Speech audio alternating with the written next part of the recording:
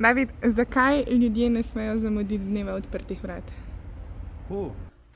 Čakaj, kaj že imam? Dobrodošli. Letos res ne smete zamuditi dneva odprtih vrat, ker bo poskrbljen tudi za otroke.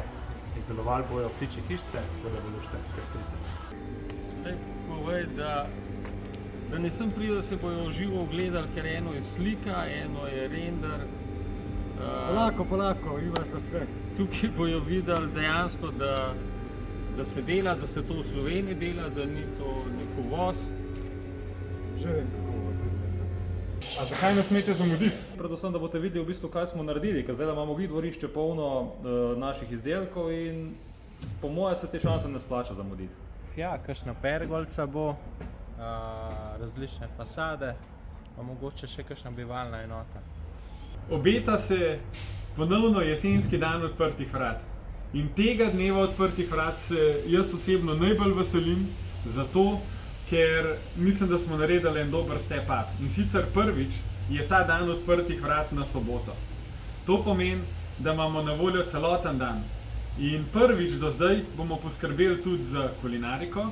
Kaj boš povedal, da bo? Kaj zdaj rekel, da bo veliko? Za jest pa za pit. In prvič do zdaj bomo poskrbeli tudi za naše najmlajše.